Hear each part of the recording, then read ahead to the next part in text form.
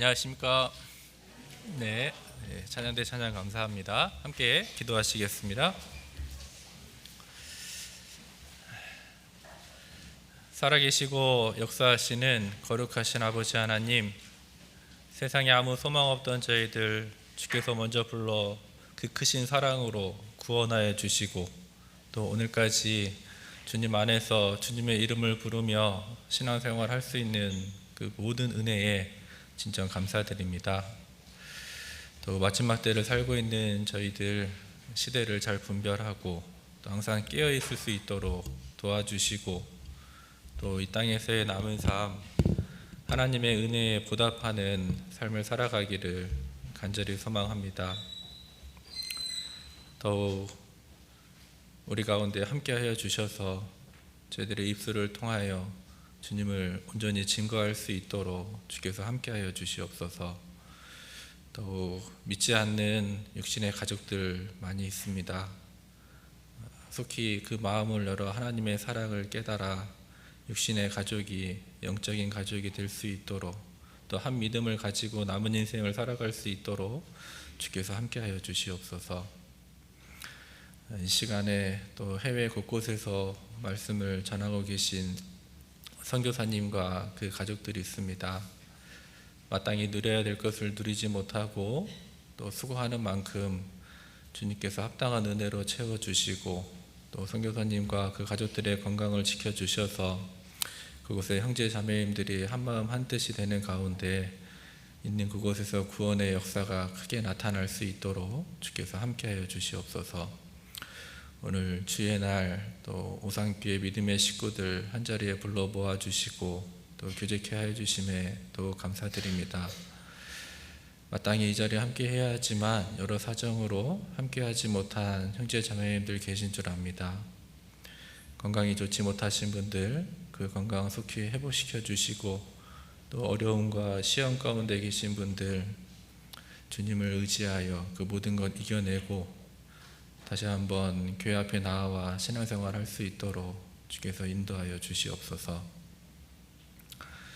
더욱 저희들 마음이 주님께로 향할 수 있도록 도와주시고, 또 오산교회 형제자매님들 하나 된 가운데 복음을 증거하는 일에 더욱 귀하게 사용하여 주시옵소서. 또 이 시간 몽골 집회와 또 다음 주에 진행되는 은장의 집회, 또 여러 집회들 계획하고 또 기도로 준비하고 있는 줄 압니다.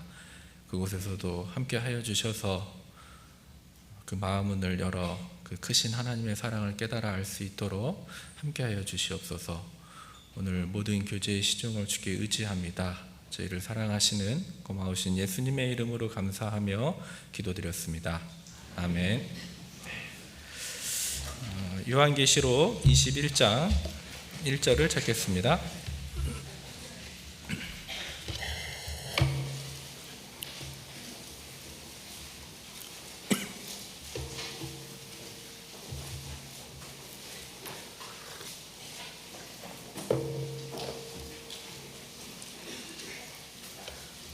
신약성경 421페이지 요한계시록 21장 1절입니다.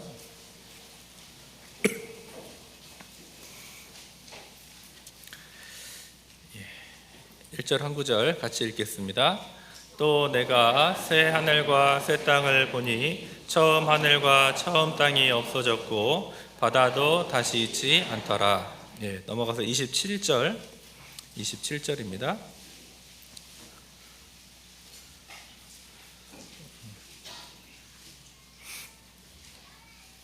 27절도 같이 읽겠습니다. 무엇이든지 속된 것이나 가증한 일 또는 거짓말하는 자는 결코 그리로 들어오지 못하되 오직 어린 양의 생명책에 기록된 자들 뿐이라. 다시 한번 인사드리겠습니다. 안녕하십니까?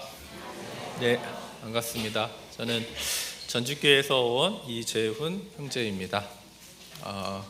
오산교회는 제가 서울중앙교회에 있을 때 찬양대 수련회로 한 2번 정도 온 기억이 있어서 낯설지는 않는 것 같습니다. 또 이렇게 주일날 말씀을 함께 나눌 수 있는 기회를 허락해 주신 주님께 더 감사가 되는 것 같습니다. 오늘 요한계시록 21장을 함께 읽었는데요. 여기에는 인간 역사가 끝난 이후의 모습을 지금 보여주고 있습니다. 또 내가 새 하늘과 새 땅을 보니, 사도 요한이 새 하늘과 새 땅을 바라보고 있다라고 말씀하고 있는데, 그러니까 잘 생각해 보면 우리가 살고 있는 세상이 아니라는 거죠. 처음 땅이 없어졌다라고 그렇게 기록하고 있기 때문에 마태복음 24장 35절에도 천지는 없어지겠으나 내 말은 없어지지 아니하니라. 우리가 눈으로 보고 있는 이 모든 세상은 반드시 없어질 세상이라고 성경이 기록하고 있습니다. 그리고 바다도 다시 있지 않더라 이렇게 말씀했는데요. 이 바다는 우리 인류가 생존하는 데 있어서 꼭 필요한 거라고 이야기합니다. 적합한 기후와 환경을 만들어주고 있고, 또 중요한 것 중에 하나가 바다가 자정작용을 합니다. 깨끗게 한다라는 거죠. 하나님께서 땅을 만드실 때 천하의 물이 한 곳으로 모이고 묻이 드러나라, 그 묻을 땅이라 칭하셨습니다. 그러니까 새 하늘과 새 땅을 다시 창조하시겠다라고 했는데, 이 바다가 자정작용을 하니까 바다에서 다시 나타나지 않을까라는 생각을 좀 해보게 되는데요. 이 역사 이후의 그 모습을 요한을 통해서 우리에게 지금 보여주고 있습니다. 그래서 성경의 처음 시작은 태초에 하나님이 천지를 창조하시니라, 무에서 유로 창조했다라는 이야기로부터 시작을 해서 성경 제일 끝에는 처음 하늘과 처음 땅이 없어졌다라고, 우리가 살고 있는 이 세상이 전혀 다른 세상으로 바뀐다라고 생각해 볼 수 있는데요. 누구나 한 번쯤은 우리가 살고 있는 세상이 어떻게 될까, 어떤 그런 궁금증을 가질 수가 있는데, 이 성경의 제일 마지막 요한계시록을 통해서 우리의 궁금증을 해결해 주고 있는 거죠. 우리가 살고 있는 세상은 반드시 없어질 세상이고, 새 하늘과 새 땅이 나타나게 되어 있다라고 성경이 기록하고 있습니다. 그래서 거기에 이 두 종류의 사람이 있을 거라고 27절에 말씀하고 있습니다. 여기 27절에 보시면 무엇이든지 속된 것이나 가증한 일 또는 거짓말하는 자는 결코 그리로 들어가지 못한다라고 말씀하고 있죠. 이렇게 들어가지 못한 사람이 있고, 또 새하늘과 새 땅에 들어간 사람이 있는데 누가 들어가느냐? 오직 어린 양의 생명책에 기록된 자들 뿐이라. 그렇게 두 종류의 사람이 있을 거라고 기록하고 있습니다. 자, 우리의 삶을 살펴보면 무엇이나 속된 것, 더러운 것이 매일의 삶 속에 있죠. 또 가증한 일, 하나님 보시기에 가증한 일도 많이 행하고 있고요. 또 거짓말하는 자라고 그랬습니다. 우리가 1년에 한 번씩만 거짓말한다 하더라도 하나님은 우리의 전체 인생을 보시기 때문에 거짓말하는 자들이라고 선언할 수밖에 없다라는 거죠.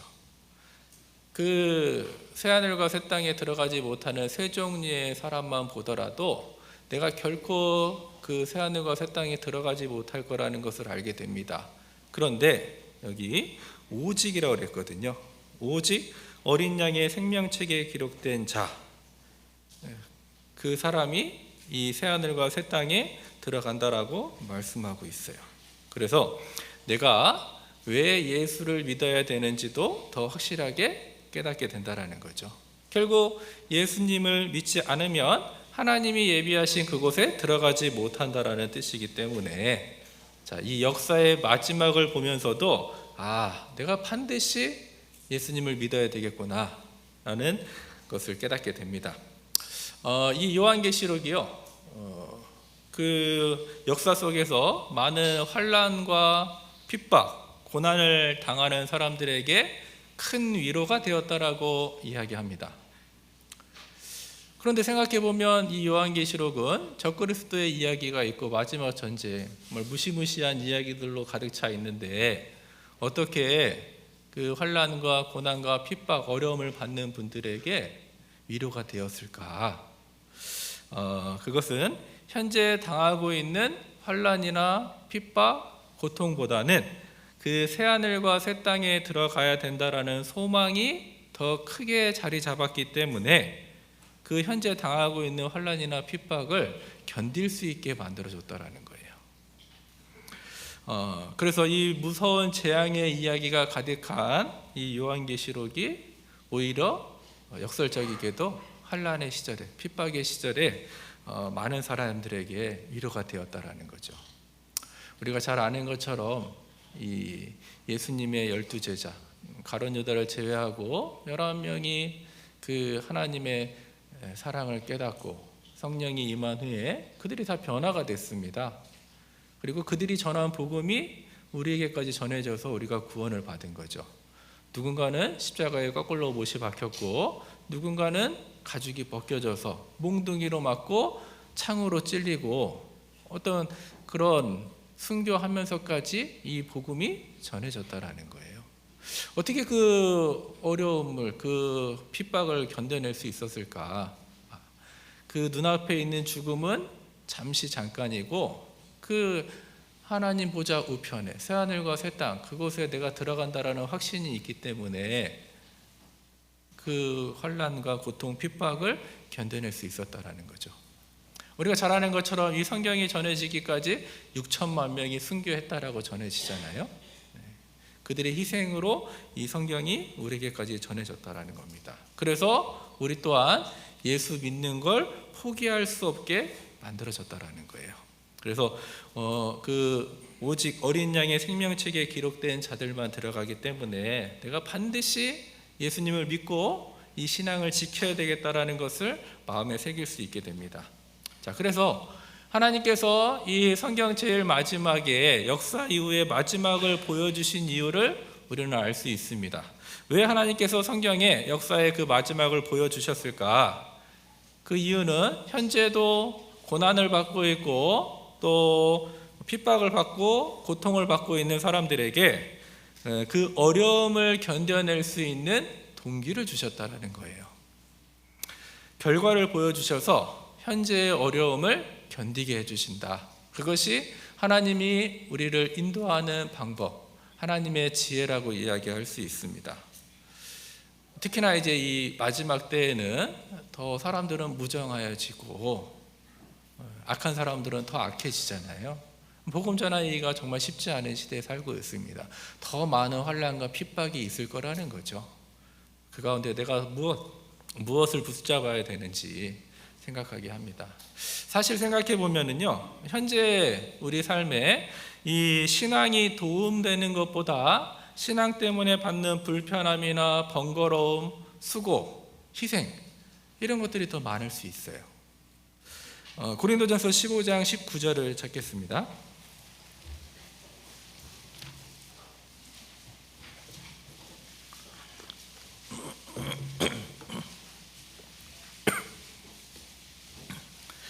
신약성경 282페이지 고린도전서 15장 19절입니다.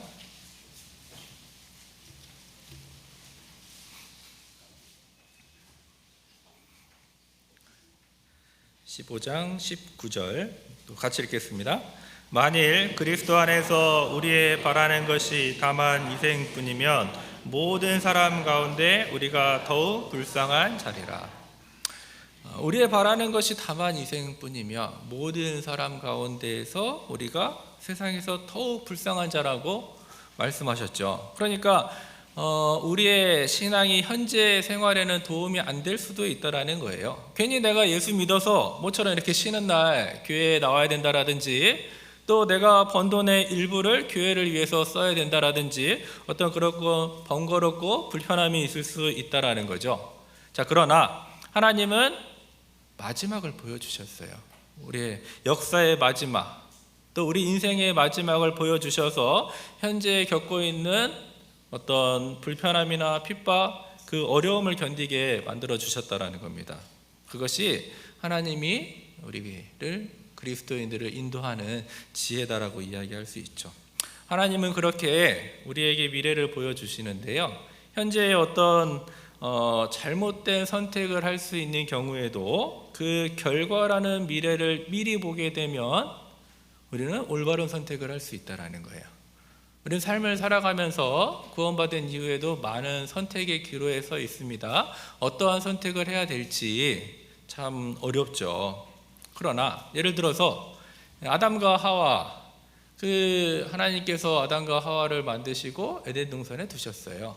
에덴이라는 뜻 자체가 기쁨, 즐거움, 희락이라는 뜻을 가지고 있죠. 그러니까 하나님께서는 사람을 만든 목적을 기쁨 가운데 두기를 원하셨어요. 그리고 그 선악과를 두셨죠. 만약 그 아담과 하와가 선악과를 따먹으려고 할 때 잠깐 하면서 그 선악과를 따먹은 이후의 모습을 미리 보여준다면 절대 그 선악과를 따먹지 않았을 겁니다. 그 선악과를 따먹음으로 인해서 결국 그 에덴 동산에서 쫓겨날 수밖에 없었고, 남자는 땀을 흘려야 먹을 것을 먹을 수가 있었고, 여자는 해산의 고통이 찾아왔습니다.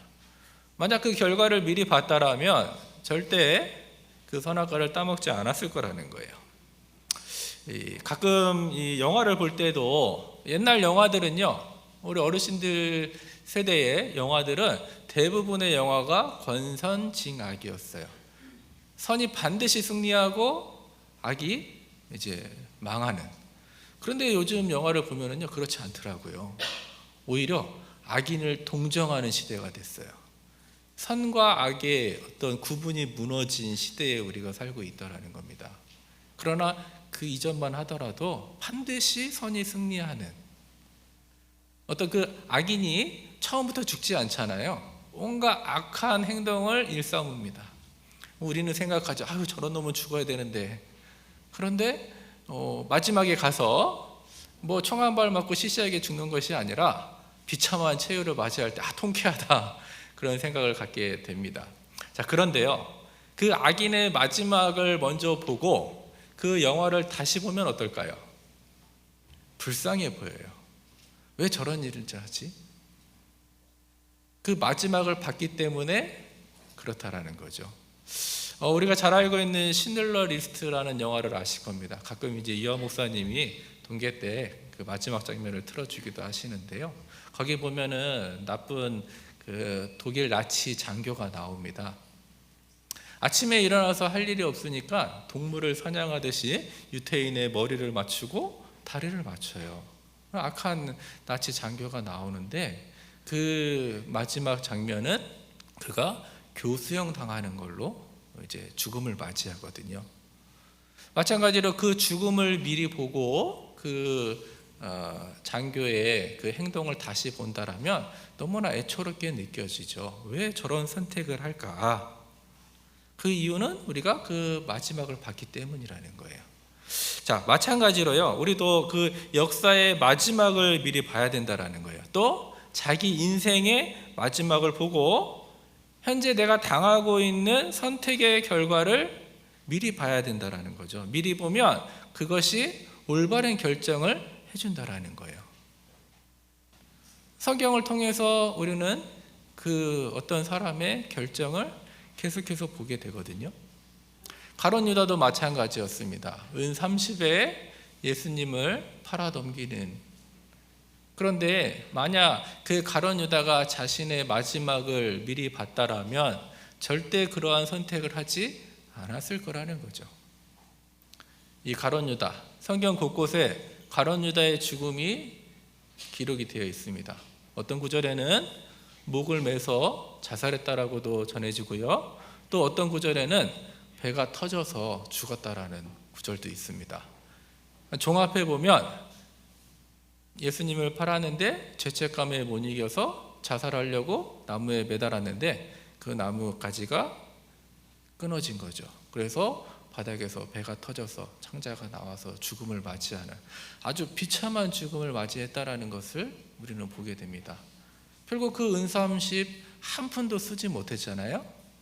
그 자신의 미래의 결과를 미리 봤다라면 절대 그런 선택을 하지 않았을 거라는 거죠. 다윗도 마찬가지입니다.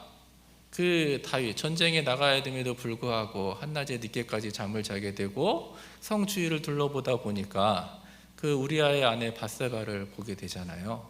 우리아의 아내라는 걸 알았다라면 건드리면 안 됐죠. 그 결과를 미리 봤다라면 절대 범하지 않았을 겁니다. 그런데 자기의 그 결과를, 미래를 보지 못하는 어리석음 때문에 그 위대한 왕 다윗도 그렇게 밧세바를 취함으로 인해서 결국 그 아이가 죽음을 맞이했잖아요. 또 우리아를 죽이는 살인죄를 범하게 되고, 그 자기의 선택의 결과를 미리 봤다라면 절대 그런 선택을 하지 않았을 거라는 겁니다.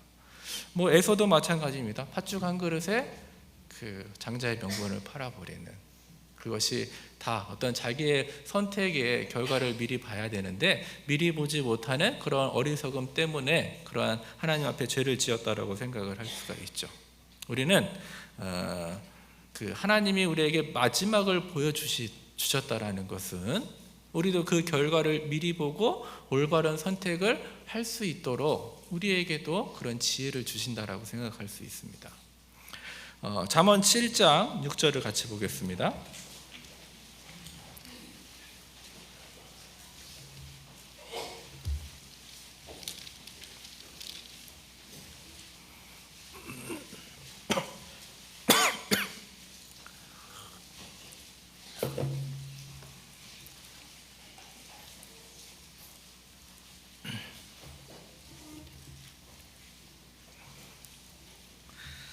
구약성경 916페이지 잠언 7장 6절.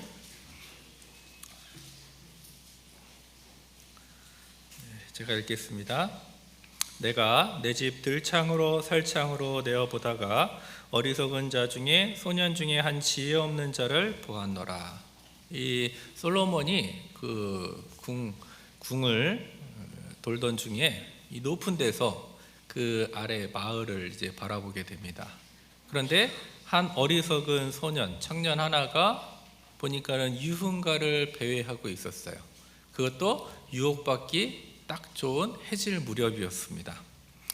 어떤 그 유흥가를 배회하고 있으니까 그 기생 계집이 와서 여러 가지 말로 호리는 모습이 여기 기록이 되어 있는 거예요. 10절에 그때에 기생의 옷을 입은 간교한 계집이 그를 맞으니 이 계집은 떠들며 완패하며 그 발이 집에 머물지 아니하여.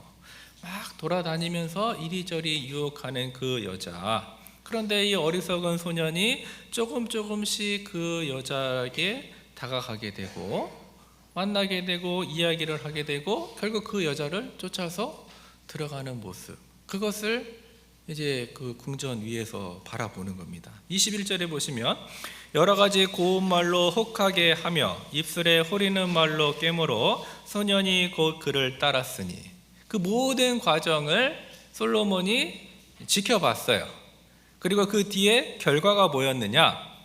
소가 푸주러 가는 것 같고 미련한 자가 벌을 받으려고 쇠사슬에 매이러 가는 것과 일반이라. 필경은 살이 그 간을 뚫기까지에 이를 것이라. 새가 빨리 그물로 들어가되 그 생명을 잃어버릴 줄을 알지 못함과 일반이니라. 소가 푸주로 끌려가는 게 뭐죠? 도살장으로 끌려가는 모습인 거잖아요. 화살이 그 간을 뚫는다, 치명상을 입게 된다라는 거잖아요.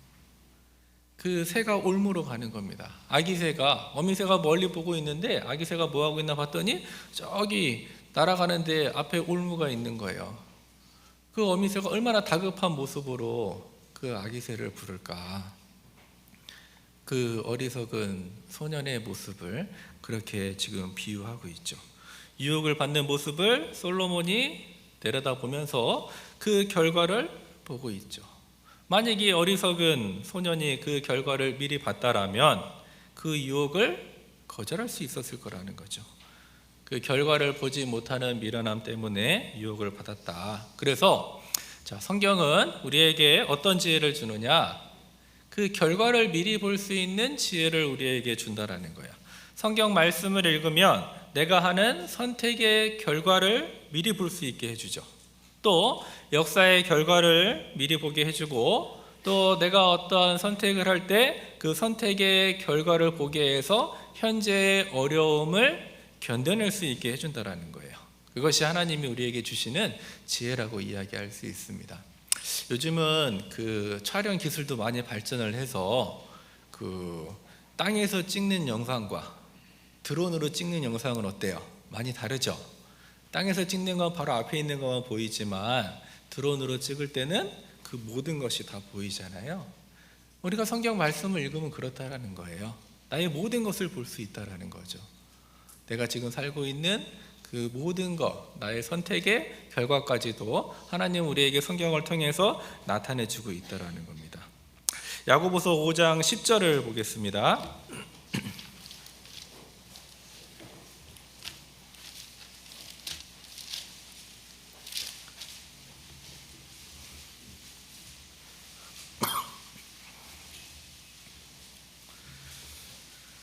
신약성경 376페이지 야고보서 5장 10절.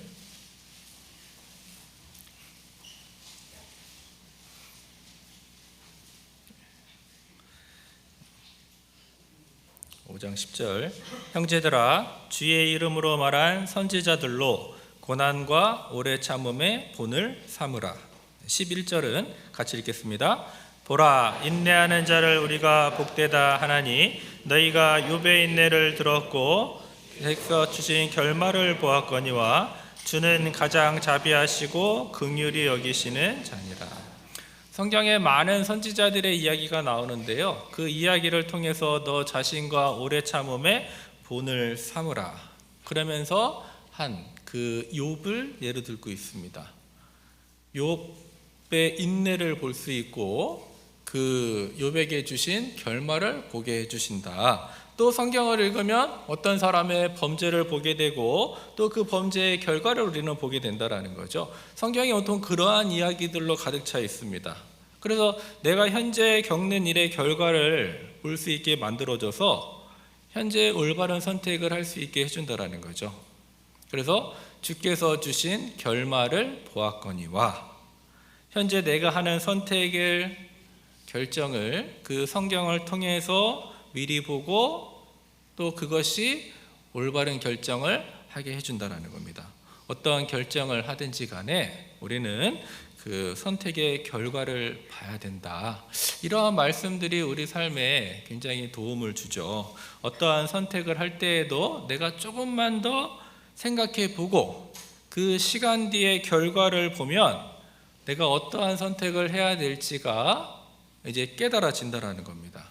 그런데 어리석으면 어떤 자기가 좋아하는 일에 몰두하게 되고 또 그 결과를 보지 못해서 잘못된 선택을 할 수도 있다라는 거죠. 자, 그래서 어떠한 의미에서 믿음이 있다라는 뜻이 무슨 뜻이냐면 현재의 어려움을 견뎌낼 수 있을 만큼의 결과에 대한 믿음이 있는 거예요. 성경을 통해서 우리에게 결과를 보여주셨잖아요. 그 결과에 대한 믿음, 하나님이 약속한 것에 대한 믿음이 있어야지 현재의 어려움을 참아낼 수 있다라는 거죠. 그래서 믿음의 또 다른 말로 참아내는 것이 믿음이다. 만일 그 어려움을 참지 못한다라면 믿음이 없다라고도 생각할 수 있습니다. 우리는 삶 가운데 크고 작은 상황 가운데서 살아갑니다. 형통한 날에는 기뻐하고 공고한 날에는 생각하라. 이 두 가지를 병행하게 하셨다라고 말씀하셨거든요. 누구나 정도의 차이는 있지만 크고 작은 어려움이 있어요. 우리는 간증을 통해서 그분을 알게 되죠. 어떤 분은 남편이 구원받지 않은 남편이 있습니다. 사업을 하다가 이제 부도가 나고 신용불량자가 돼요. 그런데 이제 자기 이름으로는 사업을 못하니까 이 자매님의 이름으로 이제 사업을 또 시작을 합니다. 그런데 그 사업도 이제 부도가 나고 집에는 이제 빨간 딱지가 붙고, 그런 상황에서도 그 자매님이 하시는 간증은 이 상황이 너무 감사하다라고 이야기하는 거예요. 생각해보면 감사할 게 하나도 없는데 뭐가 그렇게 감사할까? 그 환경을 통해서 남편이 마음을 낮춰주시고 하나님께 돌아갈 수 있는, 또 말씀을 들을 수 있는 기회를 주셨다라고 생각한다라고 하면서 오히려 기도 부탁을 하고 감사의 기도를 드리는 모습을 보면서 우리도 많은 걸 생각하게 하죠. 하나님은 우리에게 평안을 주셨어요. 나의 평안을 너희에게 주노라. 내가 주는 평안은 세상이 주는 것과 같지 않다라고 말씀하셨습니다. 상황은 얼마든지 안 좋을 수 있는데 그 안에서도 내 마음은 항상 평안할 수 있다라고 말씀하는 거예요. 내 마음이 어디로 가 있는지, 내가 무엇을 붙잡고 사는지 그 간증을 통해서 나타난다라는 거죠. 정말 올바른 믿음을 갖고 있다라면 현재의 어려움을 반드시 견뎌내게 돼 있다라는 겁니다. 그래서 이 믿음 하면 좀 추상적으로 느껴지는데, 이 추상적인 단어를 구체적으로 표현하면 참고 견디는 것이라고 이야기할 수 있습니다. 그 성경에 기록된 결과를 사실로 받아들였기 때문에 현재의 어려움을 견뎌낸다라는 거예요. 여기에도 마찬가지입니다. 5장 10절에 주의 이름으로 말한 선지자들로 고난과 오래 참음에 본을 삼으라 그랬습니다. 욥의 인내라고 그랬습니다. 욥에게서 배울 게 있다라면 인내라는 거죠. 그 어려운 시기를 잘 견뎌서 하나님이 주신 결과를 봤거든요. 우리가 잘 알고 있는 것처럼 욥은 이유 없이 많은 고난을 받았습니다. 자기의 전 재산이 순식간에, 한순간에 다 날아갔죠. 10명의 자식이 있었는데요, 한날 한시에 다 죽음을 당했어요. 자기 몸에는 악창이 생겼죠. 그 아내는 뭐라고 그랬죠? 하나님을 욕하고 죽으라고 이야기했습니다.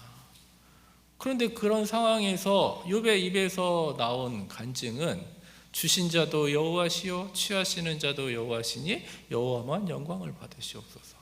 그런 상황에서 어떻게 그런 찬양을, 하나님께 영광을 드릴 수 있었을까? 그 모든 것을 하나님이 주셨기 때문에 하나님이 취해 가신다 하더라도 믿음을 붙잡고 있기 때문에,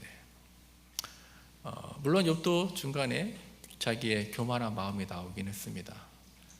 하나님이 마지막에 2배로 채워주셨죠. 그런데 그 2배로 채워주신 것이 중요한 것이 아니라 더 중요한 건 그 마지막에 나온 욥의 입에서 나온 간증이었거든요.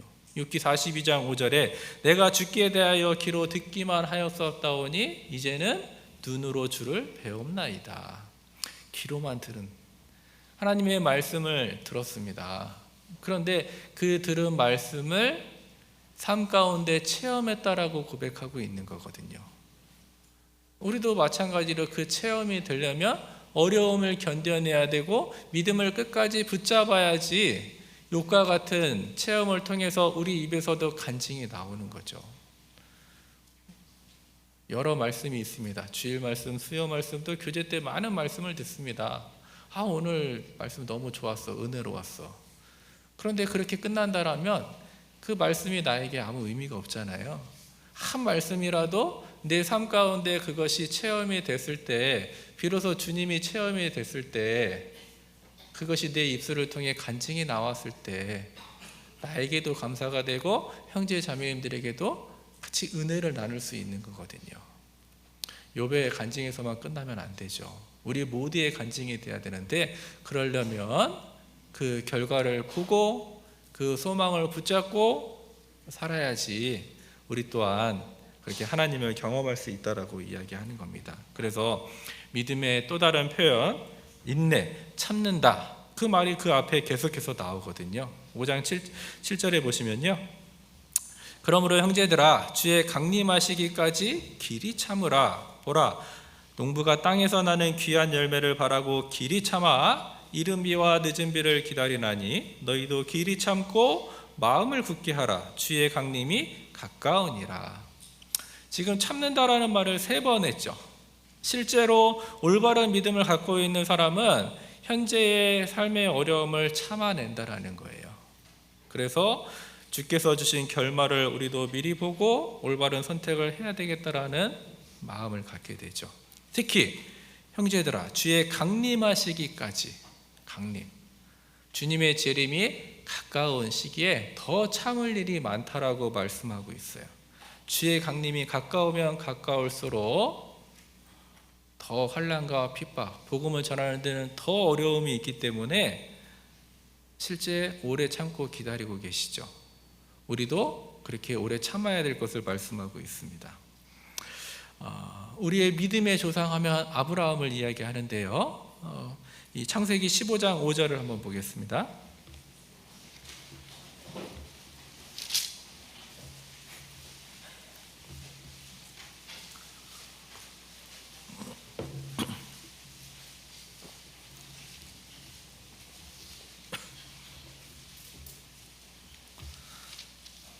구약성경 18페이지 창세기 15장 5절.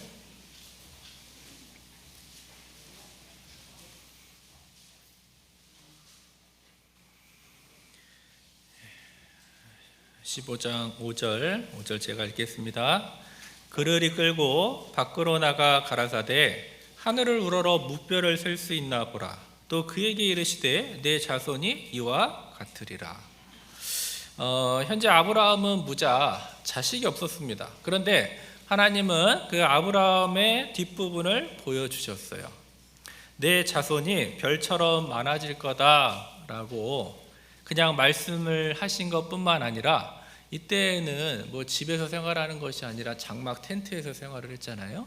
그 장막 안에 있는 아브라함을 굳이 끌고 나오셨죠. 그리고 보여주셨어요. 하늘의 무별처럼 네 자손이 많아질 것이고 바다의 모래처럼 네 자손이 많아질 것이다.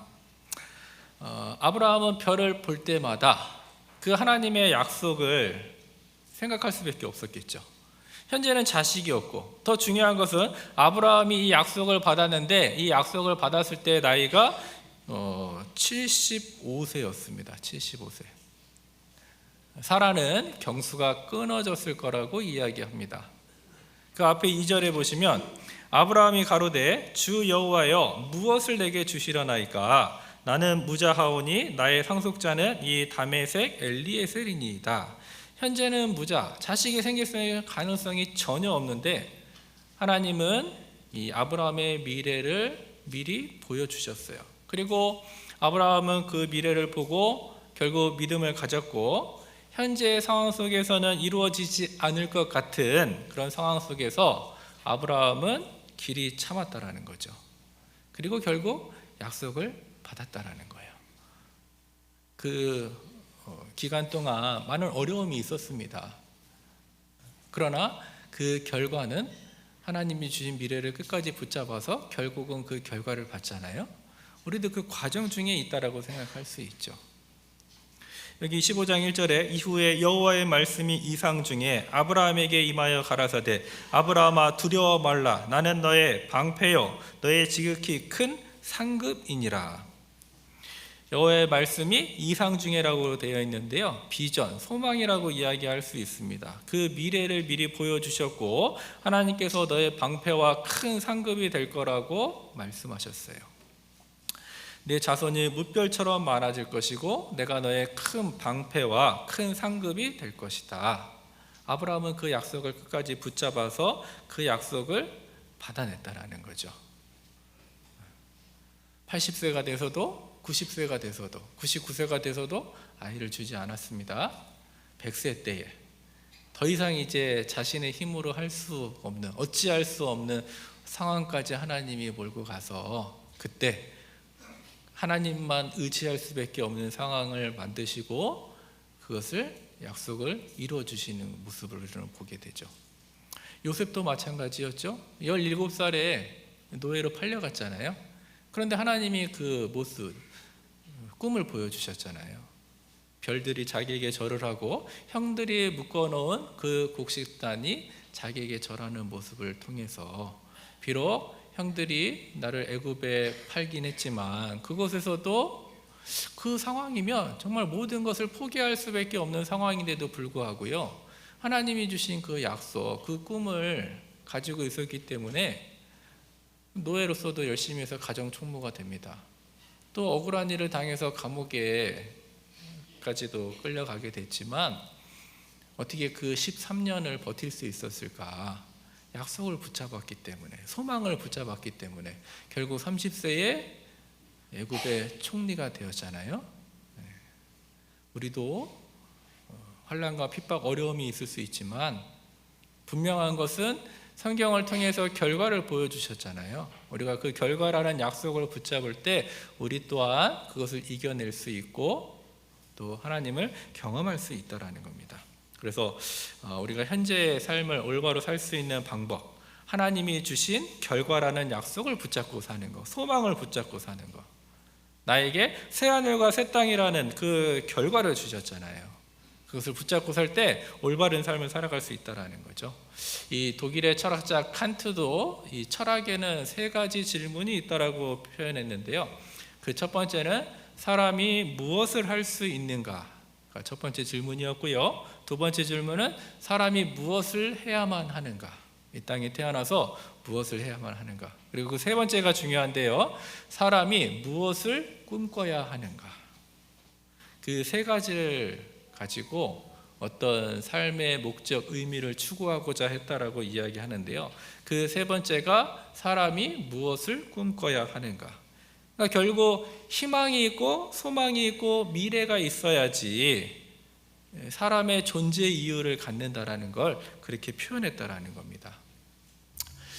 법정에서도 종신형을 받게 되면 이제 10년, 50년, 기적적으로 건강이 좋다고 하더라도 100년이 지나도 그 사람은 계속 감옥에 있어야 되는 거죠.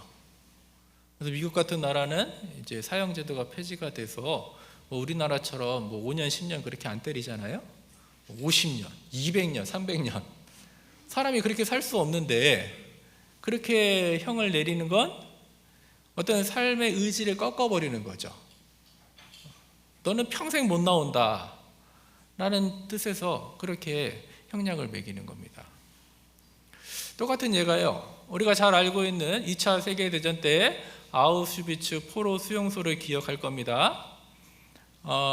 그 포로 수용소가 있는데 조금은 시설이 좋은 시설이 있었고 정말 열악한 환경의 포로 수용소가 있었다라고 이야기합니다. 사람은 0도씨 이하로 떨어지면 버티질 못해요. 또 물이 오염된 물을 마시면 각종 질병에 노출될 수밖에 없죠. 살아남을 수가 없는 거예요. 자, 그런데 그 열악한 환경 속에서도 살아남은 사람들이 있었고 좀 좋은 시설에 있었음에도 불구하고 죽어나간 사람들이 있었다라는 거예요. 자, 그 이유가 뭘까? 살아남은 사람들은 꿈이 있었다라는 거죠. 소망이 있었다라는 겁니다. 내가 살아서 내 아내를 만나야 된다라는 소망, 내 자식을 만나야 된다라는 그 소망이 있었기 때문에 그런 열악한 환경 속에서도 끝까지 살아남을 수 있었다라는 거예요. 반대로 그 좋은 환경에 있었음에도 불구하고 네 자녀 죽었어, 네 아들 죽었고 네 남편 죽었어, 그렇게 소망을 딱 끊어놓으니까 더 이상 삶의 의미를 느끼지 못하는 거죠. 좋은 시설에도 있었음에도 불구하고 그렇게 죽을 수밖에 없었다라는 거예요. 그래서 사람이 어떤 존재의 의미를 되게 무엇을 꿈꾸는가를 통해서 갖게 된다는 겁니다. 자, 그렇다면 생각해 보죠. 우리 그리스도인의 확실한 소망이 있습니다. 이 땅에서의 최대의 소망이 뭘까? 살아서 주님의 재림을 만나는 거죠. 언제일지 모르지만 우리 시대가 정말 가까운 시대에 살고 있잖아요. 마태복음 24장에 마지막 시대의 징조, 그 모든 것이 다 이루어진 시대에 살고 있고 내일이라도 주님이 오신다라면 이상하지 않는 그런 시대에 우리가 살고 있다라는 겁니다. 성경에는 죽지 않고 하나님을 만난 두 사람이 나옵니다. 엘리야와 에녹이죠. 저희 담임 목사님이 우리 시대를 설렘의 시대라고 표현을 하셨는데요. 설렘의 시대 한번 생각해 보죠. 내일이라도 주님이 오신다라면 내가 주님을 만나야 되는데 정말 그 설레는 마음으로, 고대하는 마음으로, 그런 마음으로 내가 주님의 재림을 기다리고 있는지, 아니면 세상의 한 발, 교회의 한 발, 그렇게 구별되지 못한 채 그냥 그렇게 살아가고 있지 않은지, 그 표현을 통해서도 생각해 보게 되잖아요. 말로만이 아니라 정말 내 삶 자체가 그 주님의 재림을 고대하면서 설레는 마음으로 살고 있는지 생각해 봐야 된다는 거예요. 하나님은 우리에게 확실한 소망을 주셨어요. 여기 요한계시록 21장에 새 하늘과 새 땅이라는 그 역사의 마지막을 우리에게 보여주셨습니다. 내 인생의 미래를 확실하게 보여주셨고 또 그것을 붙잡고 어려움을 견뎌내고 또 현재 유혹이 있다 하더라도 올바른 결정을 할 수 있도록 성경이 우리에게 그러한 지혜를 주고 있다는 겁니다. 세상에서는 많은 사람들이 이제 나이를 먹고 노후 준비를 한다라고 하지만 우리 그리스도인이 그렇게 노후 준비가 되어 있지는 못할지언정 사후 준비는 확실히 되어 있다라고 이야기하잖아요. 언제든지 정말 내가 죽는다라면 하나님 보좌 우편 천국에 간다라는 그 큰 소망이 있기 때문에 우리가 무엇을 붙잡고 살아야 되는지 생각하게 되죠.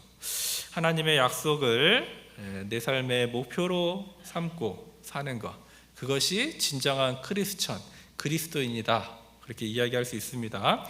진정한 크리스천은 하나님의 약속을 붙잡고 살기 때문에 길이 찾는다라고 그랬어요. 그래서 현재의 어려움을 견뎌내고 올바른 선택을 할 수 있다. 자, 그런데요, 마귀도 우리에게 그러한 어떤 나름대로의 비전을 심어준다라는 거예요. 하나님은 우리에게 그런 비전을 심어주는 것처럼 이 마귀도 부자가 되는 비전을 보여주고 또 부귀영화를 누릴 것만 같은 그런 비전을 우리에게 심어준다라는 거죠. 시편 101편 3절입니다.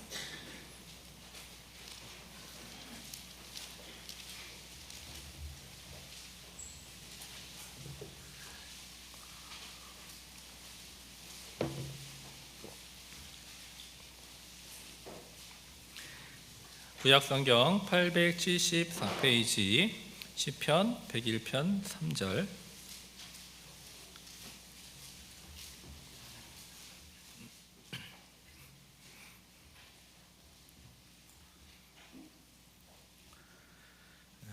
제가 읽겠습니다. 나는 비루한 것을 내 눈앞에 두지 아니할 것이요 배도자들의 행위를 미워하니 이것이 내게 붙잡지 아니하리이다. 세상이나 마귀도 우리에게 잘못된 그런 비전과 소망을 준다라는 거예요. 세상과 마귀가 주는 잘못된 것 중에 하나가 여기 비루한 것들, 또 배도자들의 행위. 마귀가 이런 것들을 내 눈앞에 계속해서 펼쳐놓는데 우리도 다윗과 같은 고백이 필요하다라는 겁니다. 요새는 너무나 많은 매체들이 있어요. TV뿐만 아니라 유튜브라든지 여러 가지가 있는데요. 이 TV를 보더라도 비루한 것들, 막장 드라마라고 이야기하죠. 제가 전주에 있는데요. 저희 장인어른 장모님이 그 옆에 익산에 살고 계십니다. 한 30분 거리에 있는데 연세가 있으셔서 지금 이제 교회는 못 나오시는데요. 제가 가끔 이제 월요일날 쉬는 날이 있으면 가서 이제 복음 말씀도 전해드리고 이렇게 하고 오는데 항상 갈 때마다 어르신들이 아침에도 드라마를 틀고 계시고 저녁에도 드라마를 보고 계셔요. 근데 정말 어느 날은 그 드라마를 보는데 내 아들이 아니었어 그런 이제 막장 드라마가 펼쳐지는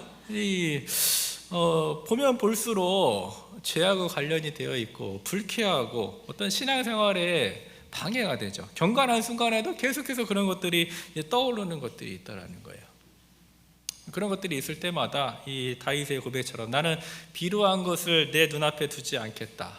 배도자들의 행위를 미워하니 내가 그것을 붙잡지 아니하겠다. 그러니까 마귀도 우리 눈앞에 그런 잘못된 비전들을 계속해서 펼쳐놓는다라는 거예요. 또 한 구절 시편 12편 8절도 보겠습니다. 시편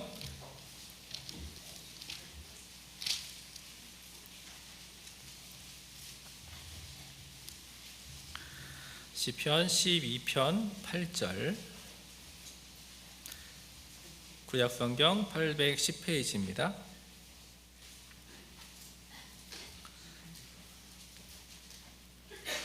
시편 12편 8절 같이 읽겠습니다. 비루함이 인생 중에 높아지는 때에 악인이 처처에 횡행하는도다. 자, 여기 비루함이 인생 중에 높아지는 때라고 기록하고 있습니다. 비루함이 뭘까? 영적으로는 의미 없고 가치 없고 천한 거예요. 자, 그런데 사람 눈에는 그것이 점점 좋게 보이고 그런 것들이 비루함이 인생 중에 높아지는 때다라고 이야기할 수 있습니다. 자, 옛날에 어르신들이 저한테 물어봐요. 너 커서 뭐 될래? 그러면 대통령이라고 그랬습니다. 또 장군, 의사, 판사요. 그랬죠. 근데 요즘 아이들한테 물어보면 뭐라 그래요? 유튜버라고 그러고, 프로게이머라고 그러고, 아이돌이라고 그러고. 그죠? 네. 세대가 많이 변했어요. 그런데 요새 아이들이 하는 것을 보면 정말 이 비루함이 인생 중에 높아지는 때가 맞다라는 거예요. 정말 어떤 인생에서 가치 없고 의미 없고 천한 건데 다 결국은 지나가는 거고, 구원받은 그리스도인이라면 하나님께 남아있는 게 진정한 가치가 있고 의미가 있는 건데요, 이런 것들이 점점 우리 눈앞에 좋게 보인다라는 거죠.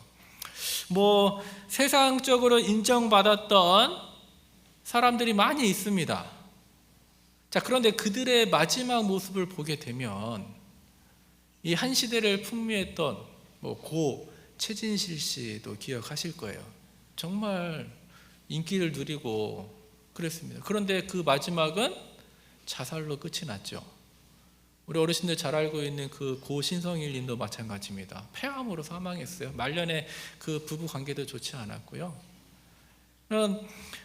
마지막을 기억해 보면 아무리 그렇게 사람들에게 높임을 받는다 하더라도, 자, 결국 어디에 서요? 하나님 앞에 서게 된다라는 거죠. 그 하나님 앞에 설 때는 너무나 비참한 모습으로 설 수밖에 없다라는 겁니다. 성경에도 아브라함의 조카 롯을 기억할 겁니다.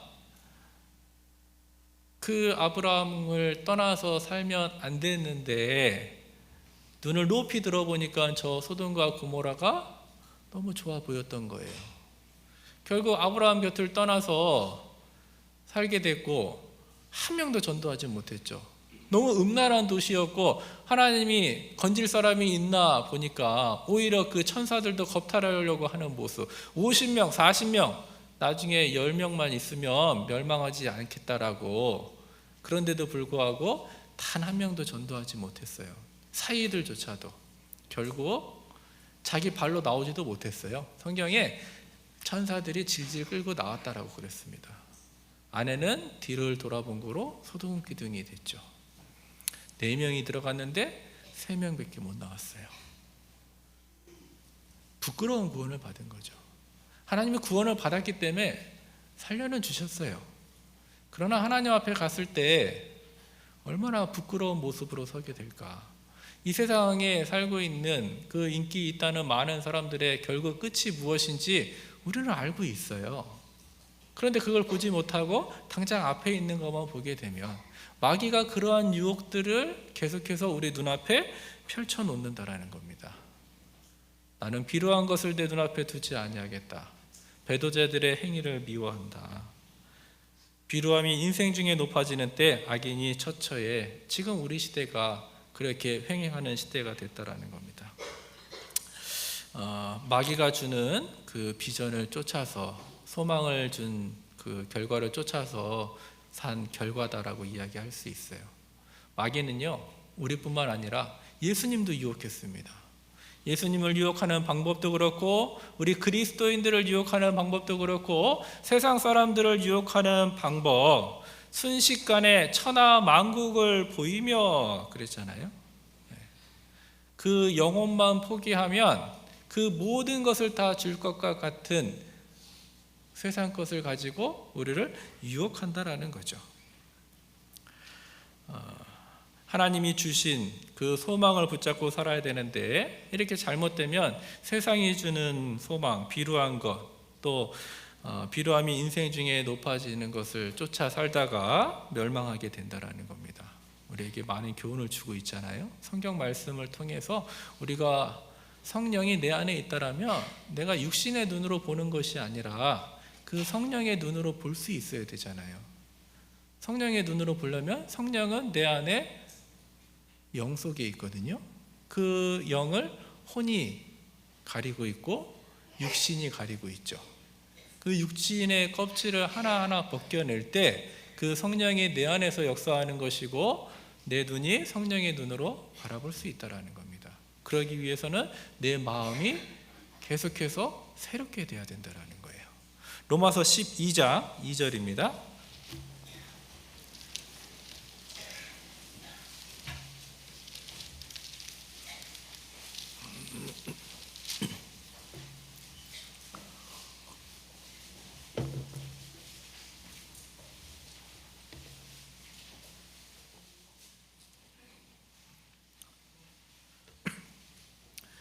신약성경 256페이지 로마서 12장 2절.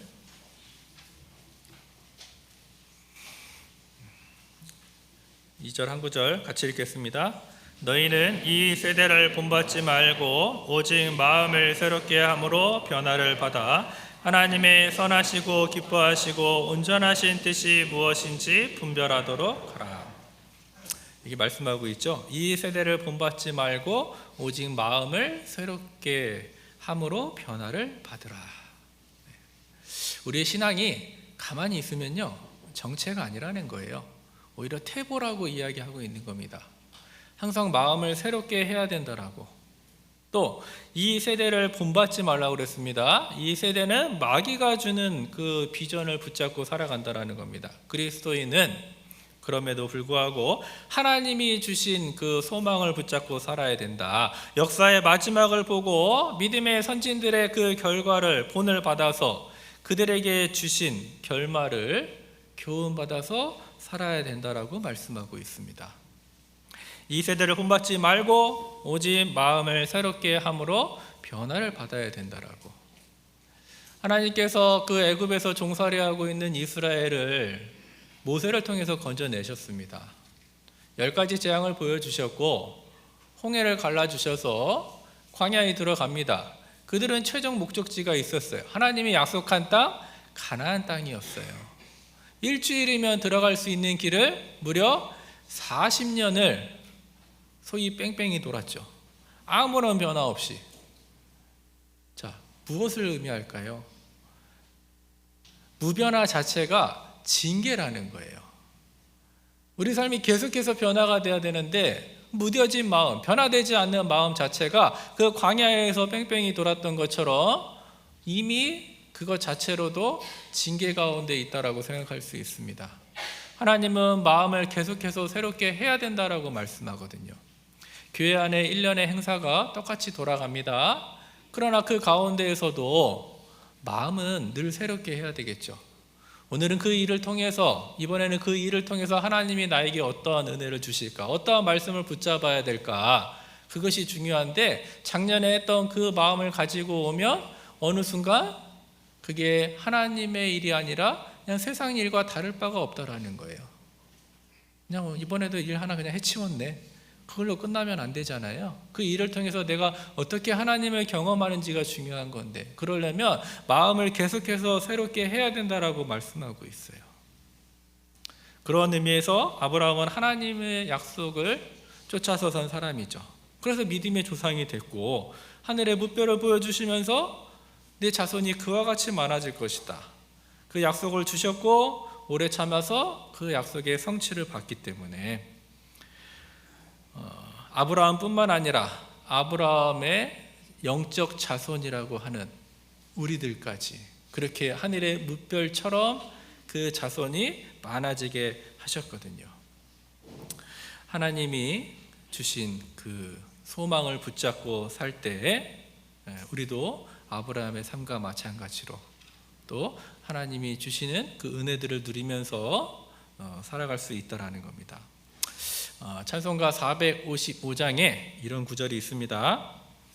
내 주와 맺은 언약은 영불변하시니 그 나라 가기까지는 늘 보호하시네.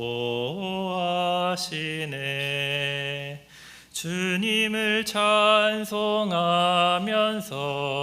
할렐루야 할렐루야 내 앞길 멀고 험해도 나 주님만 따라가리. 자, 끝가사가요, 내 앞길 멀고 험해도 나 주님만 따라가리. 어떻게 그렇게 매일의 결심을 할 수 있을까? 그 답이 그 앞구절에 있는 거예요. 내 주와 맺은 언약은 영불변하시니. 하나님이 주신 약속을 붙잡고 하나님이 주신 그 소망을 붙잡을 때 나 주님만 따라가리. 내 앞길 멀고 험해도 할렐루야 할렐루야 나 주님만 따라가리. 매일의 삶에 고백이 돼야 된다라는 겁니다. 내 앞길 멀고 험해도 쉬운 길이 아니잖아요. 고든 길이 아닙니다. 그 철로 역정에 그 크리스천이 그 좁은 문을 통과하고 바로 천국에 간 게 아니었죠. 좁은 길이, 신앙의 길이 있습니다. 그 길은 어려운 길이라고 이야기합니다. 어떻게 하면 그 길을 계속해서 따라갈 수 있을까? 내 주와 맺은 언약은 영 불변하시니. 하나님의 약속은 절대 변하지 않는다라는 그 진리를 붙잡고 사는 사람이 끝까지 그 길을 완주할 수 있다라고 말씀하고 있어요. 히브리서 6장 13절입니다.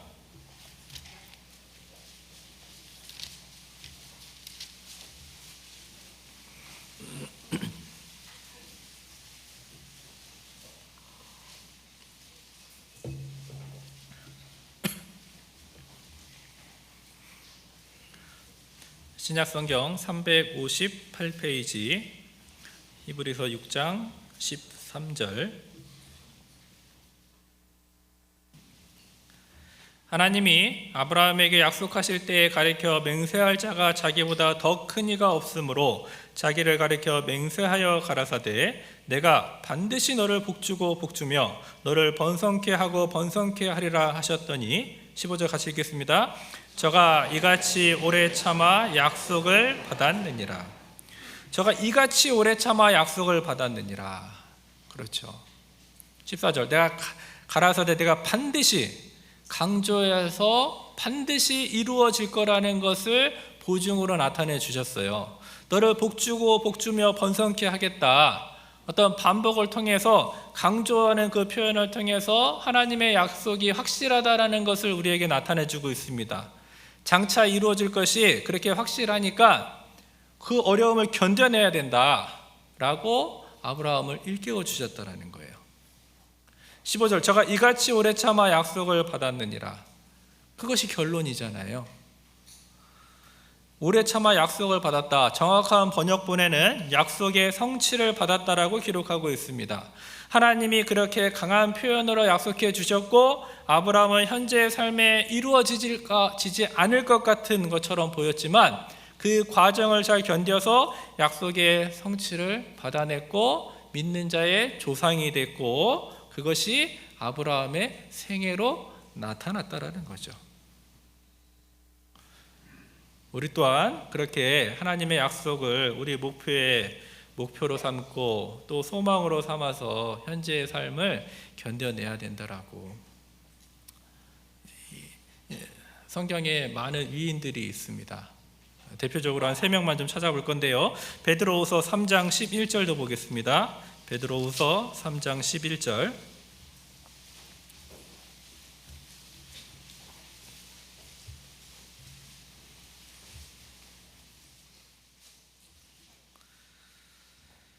신약성경 387페이지 베드로후서 3장 11절입니다.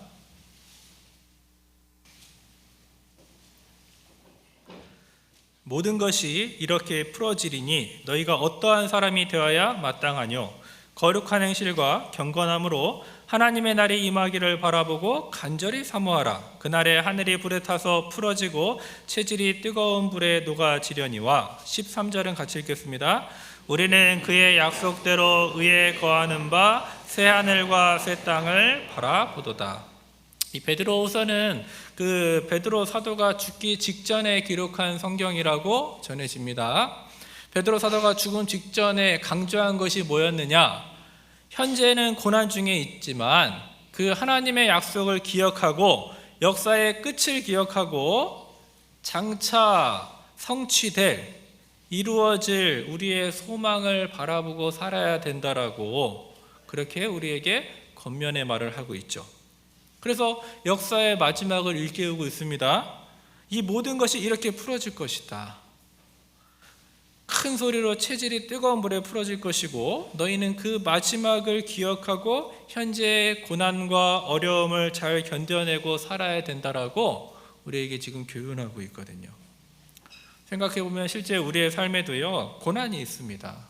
또 하나님의 약속이 이루어지지 않는 것 같이 보이고 또 끊임없이 죄에 대한 유혹이 있지만 그럼에도 불구하고 하나님을 붙잡고 의지해야 된다. 의에 충만한 세상, 바로 그 새하늘과 새 땅이라는 것을 기억하고 그 약속을 붙잡고 살아야 된다라고 베드로 사도도 우리에게 말씀해 주고 있어요.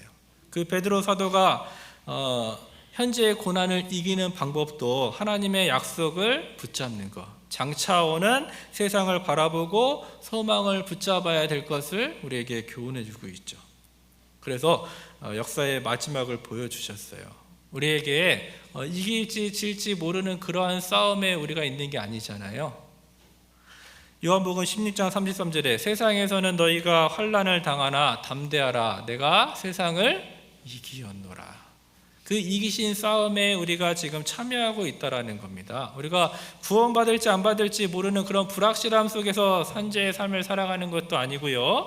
우리에게 이미 이루어진 그 구원을 주시고 그 구원을 바라보면서 현재의 삶을 살아가야 된다라고 말씀하고 있죠. 역사의 마지막을 보여주셨고 어떤 선과 악의 싸움이 있고 그 과정 속에서 반드시 그 선이 승리할 거라는 마지막을 보여주셨기 때문에 현재의 삶을 이렇게 격려해 주고 있는 겁니다. 그것이 우리가 신앙생활하는 이유죠. 믿음으로 사는 삶, 궁극적으로 이루어지는 승리를 바라보는 것, 그 약속이 반드시 성취될 거라는 것을 바라보고 사는 것, 그것이 이 신앙생활이고 믿음생활이다라고 이야기할 수 있습니다. 바울도 마찬가지였어요. 바울도 그 소망이 있었습니다. 하나님께 소망을 나도 가졌으니 곧 의인과 악인의 부활이 있으리라. 이 사도 바울은 부활의 약속을 붙잡고 있었습니다. 부활의 소망. 그렇기 때문에 어려움이 있더라도 그 1차, 2차, 3차, 4차까지 전도 여행을 통해서 가는 곳마다 복음을 전했고 교회가 세워졌다라는 거예요. 그 사도 바울이 가장 마지막에 기록한 성경 디모데 후서잖아요. 그 디모데 후서에 내가 선한 싸움을 싸우고 나의 달려갈 길을 마치고 믿음을 지켰으니 라고 기록하고 있습니다. 바울의 간증이에요. 내가 선한 싸움을 싸우고, 정확한 번역본에는 과거부터 현재까지 그런 싸움을 싸워왔다라고, 또 나의 달려갈 길을 마치고, 각자 구원받은 사람이라면 하나님 앞에 가야 될 길이 있습니다. 그 길을 처음부터 끝까지 달려왔다라고 말씀하고 있고 믿음을 지켜왔다라고 말씀하고 있어요. 어떻게 싸울 수 있었고 그 길을 갈 수 있었고 믿음을 지킬 수 있었느냐? 부활의 소망을 갖고 있었기 때문에, 확실한 그 믿음을 붙잡았기 때문에 하나님의 약속을 붙잡아서 그 바울의 마지막 고백을 통해서 그 약속을 붙잡고 끝까지 그 길을 완주했다라고 말씀하고 있어요. 바울에게만 해당되는 게 아니죠. 구원받은 우리에게도 반드시 싸워야 될 싸움이 있습니다. 그리고 가야 할 길이 있고 우리 또한 그렇게 믿음을 지켜왔다라는 거예요. 지켜가야 된다라는 거죠. 그것을 피하는 것이 아니라 어떤 사람이 그 싸움을 싸울 수 있느냐? 하나님의 약속을 붙잡고 그 믿음을 가지고 사는 사람이 끝까지 완주할 수 있다는 것을 우리에게 말씀해 주고 있습니다. 주의 나타나심을 사모하는 모든 자에게 의의 면류관을 주실 것이다. 주님의 재림을 바라보고 부활의 소망을 갖고 그 사람이 하나님이 예비해 놓은 그곳에 들어갈 수 있다는 것을 우리에게 말씀해 주고 있어요. 자, 요한계시록 1장 9절도 보겠습니다. 요한계시록 1장 9절.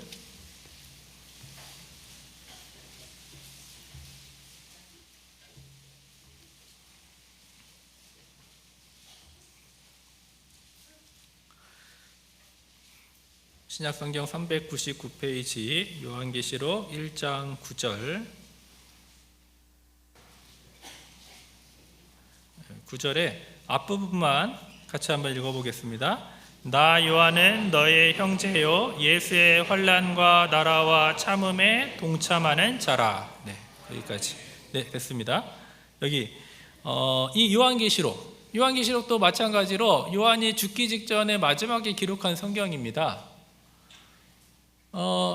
11명의 제자들 중에 10명은 순교했고요. 이 사도 요한만이 반모라는 섬에서 고난을 당하다가 죽음을 이제 맞이하게 됩니다. 그런데 이 요한이 말씀하기를 나 요한은 너의 형제요. 그 말은 뭐예요? 나도 너희와 같이 구원받은 사람이다, 믿는 사람이다 라는 것을 세 가지로 뒤에 표현하고 있습니다. 예수의 환난과 나라와 참음에 동참하는 자, 그것이 그리스도인이라고 말씀하고 있죠. 우리는 주님이 예비해 놓으신 천국에 갈 거예요. 영원한 속죄를 값없이 받았기 때문에 그 나라에 들어갑니다. 자, 그런데 단순히 천국에만 가는 게 그리스도인이 아니라는 거죠. 그 앞뒤 단어가 있잖아요. 예수의 환난과 나라와 참음에 동참하는 자가 진정한 그리스도인이라고 표현하고 있는 겁니다. 신앙이 많이 병들면요, 죽어서 만나는 하나님이 되는 거예요. 아니면 구원을 안 받을 수도 있습니다. 나 구원 받았잖아. 죽으면은 예수님 피로 나 용서 받았으니까 천국 가서 하나님 만나면 되는 거 아니야? 그렇게 이야기하는데 그게 진정한 그리스도인의 의미일까? 신앙이 많이 병들은 거죠. 단순히 죽어서 만나는 하나님이 아니잖아요. 구원받는 순간 임마누엘, 하나님이 우리와 함께 하신다라는 뜻이잖아요. 그 하나님과의 동행이 시작이 되는데 그것은 생각하지 못하고 그냥 천국에서 만나는 하나님. 사도 요한도 죽기 직전에 이야기합니다. 환난과 나라와 참음에 동참하며 살아야 된다라고. 많은 분들이 주님이 빨리 오시면 좋겠다라고 이야기하는데요. 근데 그 이유를 분석을 해보면 사느라 지쳐서 어떤 경제적인 어려움, 육신의 질병, 전도로 인한 가족 간의 갈등, 그런 것 때문에 주님이 빨리 오시면 좋겠다라고 이야기하는 거예요. 그런데 성경적으로는 맞지 않는 거죠. 성경적인 어떤 주의 나타나심을 사모하는 삶은 바울이 이야기한 것처럼 선한 싸움을 싸워야 되고 달려갈 길을 달려가야 되고 믿음을 지켜야 되고 또 이 요한이 이야기한 것처럼 환난에도 동참해야 됩니다. 그리고 오래 참아야 된다라는 것도 우리에게 말씀해 주고 있는 거예요. 이 죽기 직전에 이야기한 베드로의 삶이 그랬고 바울의 삶이 그랬고 요한의 삶이 그랬다라는 거예요. 무엇을 붙잡았는지 그 마지막 때에 우리에게 일깨워 주고 있잖아요. 시편 39편 7절에 주여 내가 무엇을 바라리요? 나의 소망은 주께 있나이다. 그렇죠. 나의 소망. 우리의 소망이 아닙니다. 1인칭이에요. 각자의 소망이 하나님께 있을 때 그 어려움과 환난을 이겨내고 믿음을 지키면서 살아갈 수 있다라고, 그 소망 때문에 올바른 삶을 살 수 있다라고 이야기하는 거예요. 유혹을 받아도 거절할 수 있는 힘이 생기고 어려움이 있더라도 견뎌낼 수 있다라는 거죠. 찬송가 542장에 세상 풍조는 나날이 갈리어도 나는 내 믿음 지키리니 인생 살다가 죽음이 꿈 같으나 오직 내 꿈은 참되리라 그랬거든요. 세상 풍조는 나날이 갈린다. 우리는 요동하는 세상에 살고 있습니다. 그 가운데 구별되면서 살아가고 있는데 인생 살다가 죽음이 꿈 같으나 오직 내 꿈은 참되리라. 굉장히 그 한 소절의 짧은 가사인데도 불구하고 우리에게 큰 울림을 주고 있죠. 하나님의 약속을 자기의 삶의 목표로 삶을 때 우리 그리스도의 삶이 점점 변해간다는 것, 오직 주님께 소망을 두고 살아갈 때 우리의 삶이 변해간다는 걸 이야기합니다. 자, 그렇게 하나님은 결과를 미리 보여주셨고 그 소망을 붙잡고 살아가야 된다라고 우리에게 말씀해 주셨어요. 자, 그 소망을 붙잡고 살 때 무엇이 달라지느냐? 삶의 방향성이라는 것이 생긴다라는 거예요. 방향성. 내가 왔다 갔다 어느 누구도 그렇게 헤매고 다니고 싶지는 않을 겁니다. 한 걸음을 걷더라도 방향성을 갖고 사는 게 그리스도인이라고 이야기할 수 있어요. 그리스도인의 삶이 오직 직진으로만 가는 건 아닙니다. 생각해보면 불행하게도 뒤뚱거리기도 하고 또 멈춰서기도 하고 우리는 넘어질 때도 있어요. 잠언 24장 16절에 대저 의인이 7번 넘어질지라도 다시 일어나려니와 그랬습니다. 의인, 구원받은 사람이잖아요. 의인이 7번 넘어질지라도 우리가 7번만 넘어질까요? 그렇지 않죠. 계속해서 넘어져요. 그러나 중요한 것은 다시 일어난다라는 거예요. 그런데 우리는 그 넘어짐에 실패에만 집착을 하게 되고 결국 포기해버리죠. 누가 주는 마음일까요? 마귀가 주는 마음인 거잖아요. 하나님은 계속해서 일어나기를 원하셔요. 그러기 위해서는 우리가 방향성이 있어야 된다는 거예요.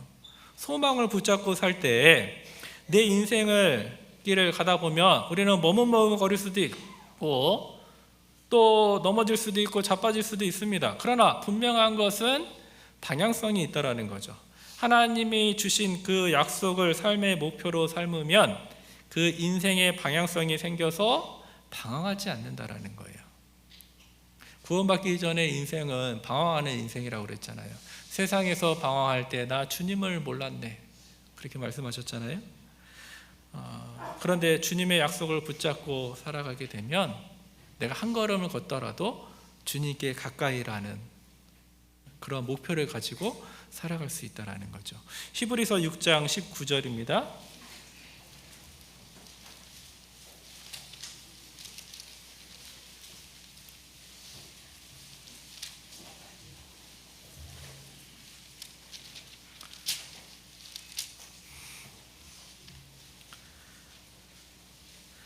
히브리서 6장 19절 신약성경 358페이지입니다.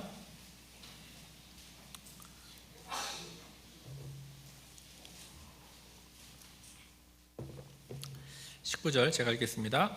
우리가 이 소망이 있는 것은 영혼의 닭 같아서 튼튼하고 견고하여 휘장 안에 들어가나니. 소망은 영혼의 닭과 같다라고 표현하고 있습니다. 닭, 흔들리지 않게 해준다라는 거죠.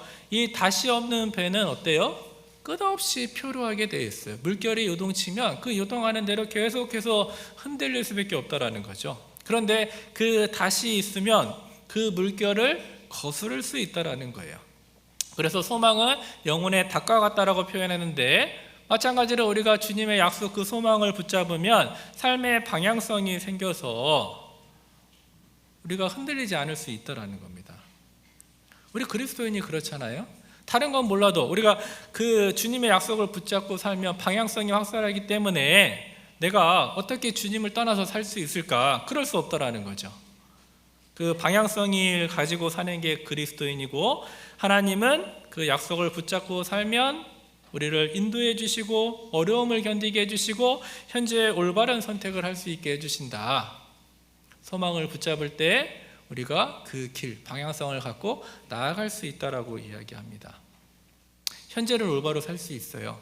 현재를 영어로 프레젠트라고 하죠. 또 다른 뜻은 기프트라는 뜻을 가지고 있습니다. 선물이라는 거예요. 그 하루하루가 하나님이 주신 선물이라는 걸 깨달으면 그 하루를 너무나 감사할 수밖에 없다라는 거죠. 어떻게 보면 기막힌 선물을 주셨어요. 옛날 어르신들은 밤새 안녕하셨습니다 그렇게 인사하셨어요. 그 이유가 뭐죠? 하루아침에 운명을 달리하시는 분들이 있기 때문에. 대저 생명의 원천이 주께 있사오니 하나님이 나에게 생명을 주셨다라면 우리는 그 하루를 낭비하지 않으려고 할 거라는 거죠. 하나님이 주신 선물이라는 것을 인식했기 때문에. 그리고 아침에 일어날 때마다 나는 감동으로 시작을 할 겁니다. 그 하루를 주신 하나님께 감사함으로. 감동으로 시작해서 잠이 들 때는 감사로 끝이 나겠죠. 하나님이 주신 그 하루하루를 낭비하면 안 된다라는 거. 그 영화 감독 스티븐 스필버그 아마 잘 아실 거예요. 굉장히 유명한 영화 감독인데요. 그 일화가 있어요. 잠을 자고 일어날 때마다요 너무나 그 마음이 벅차고 설레인다라고. 그래서 밥도 안 넘어간대요. 아침밥도 안 넘어갈 정도로 그렇게 너무나 설렌다라는 거예요. 하루하루가. 왜 그러냐고 물어봤더니 어제 찍은 그 영화를 오늘 찍어야 되는데 오늘은 이렇게 찍어볼까 저렇게 찍어볼까 계속 그 생각만 하니까 한마디로 먹고 살기 위해서 하는 것이 아니라 그걸 너무나 좋아하니까 합도 안 넘어간다라는 거죠. 영화 감독인 그 스티븐 스필버그도 그렇게 하루를 보낸다라면 그 정주영 회장도 마찬가지였다랍니다. 그렇게 일이 많은데도 내일 또 이 일을 할까 저 일을 할까 너무나 설레인다라는 거예요. 세상에 사는 사람들도 그렇다라면 우리 구원받은 그리스도인이라면 그 하루를 주시는 그 하나님께 선물로 받았다라면 낭비할 수 없겠죠. 우리는 소망을 붙잡고 살 때 그 방향성을 가지고 주를 위해서 한 발자국 한 발자국 더 나아갈 수 있다라고 이야기할 수 있습니다. 자, 마지막으로 베드로후서 1장 4절을 보겠습니다.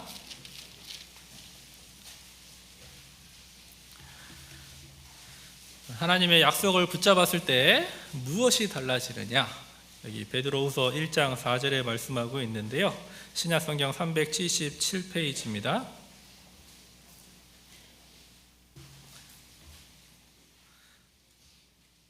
베드로후서 1장 4절